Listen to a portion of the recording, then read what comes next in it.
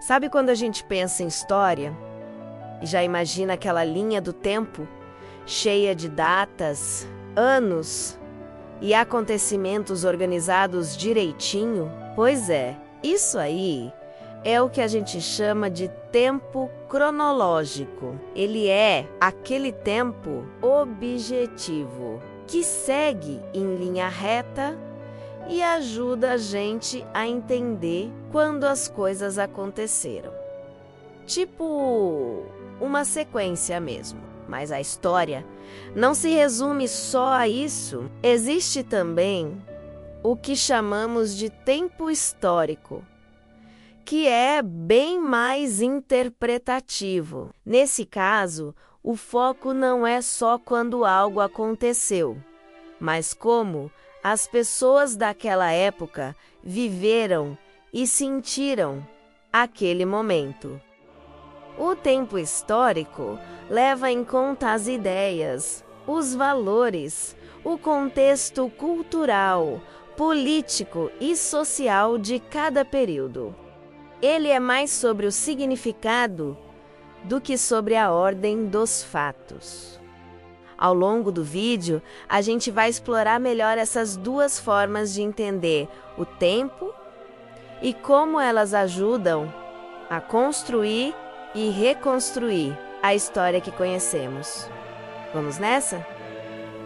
Vamos começar entendendo o que é um relato histórico. Diferente do que muita gente pensa, o relato não é algo fixo ou engessado. Na verdade, ele se adapta ao período histórico em que é produzido. Isso significa que a forma como uma história é contada depende muito do momento em que ela está sendo registrada. Lá no passado, principalmente antes da modernidade, a história era construída de forma bem cronológica, quase como um diário dos acontecimentos. A função do relato nessa época era basicamente anotar datas e eventos importantes, como se fosse uma grande linha do tempo. Mas aí veio a modernidade,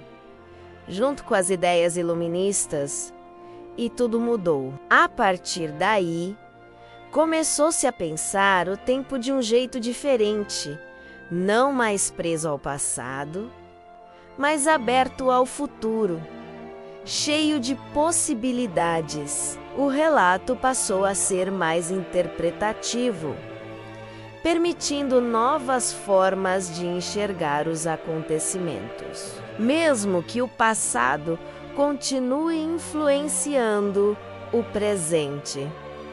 Outro conceito super importante quando a gente fala em reescrever a história é o presentismo. Mas calma, o nome pode parecer complicado, só que a ideia é bem simples. O termo ficou mais conhecido graças ao historiador britânico Herbert Butterfield. Lá no início do século XX, em 1931, ele escreveu um livro chamado The Whig Interpretation of History, onde começou a criticar uma prática bem comum, a de julgar o passado com base nos valores e ideias do presente.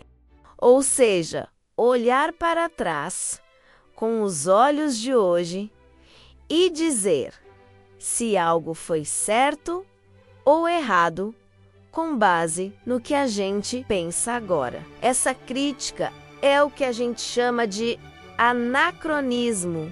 Anos depois, esse conceito ganhou uma nova cara com o historiador francês François Hartag. Em 2003, ele publicou a obra Regimes de Historicidade, onde ele trouxe o presentismo como uma ferramenta mesmo, algo que ajuda a entender como a gente lida com o passado no nosso tempo atual. Harteg mostrou que o presentismo não é só um erro a ser evitado, mas também uma maneira de analisar como o presente influencia a forma como relembramos e interpretamos o passado. Ele basicamente atualizou o conceito para que a gente possa refletir melhor sobre a nossa própria relação com a história, especialmente no mundo contemporâneo.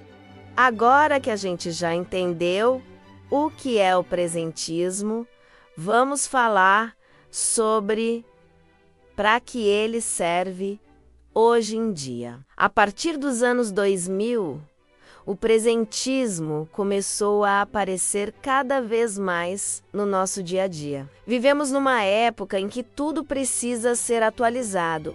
O tempo todo são notícias que mudam a cada minuto. Novidades no mercado de trabalho. Cursos que surgem e somem rapidinho. E a tecnologia que não para de evoluir. Esse foco constante no presente faz com que a gente esteja sempre olhando para agora, tentando entender e responder ao que está acontecendo nesse exato momento. O historiador François Harteg cinco isso como um reflexo do neoliberalismo, onde o tempo presente é tudo. O passado só importa se puder servir ao agora. O futuro só interessa se for imediato. E é aí que entra um ponto importante. O presentismo também virou uma ferramenta para reescrever a história. A gente começa a reinterpretar fatos antigos com base nas nossas necessidades e questões atuais. Por exemplo, certos movimentos sociais ou temas que antes eram ignorados ou tratados de um jeito específico, hoje ganham novas leituras mais conectadas com o nosso tempo. Por outro lado, nem todo mundo concorda com essa abordagem. Historiadores ligados à corrente marxista, por exemplo, preferem olhar para o passado a partir das condições materiais da época, menos como economia, trabalho, estrutura social. Para eles, o presente é resultado direto de processos históricos que vêm de lá atrás, e não algo que deve ser o ponto de partida para reinterpretar tudo. Ou seja, há diferentes jeitos de pensar a história e entender essas diferenças é essencial para a gente perceber.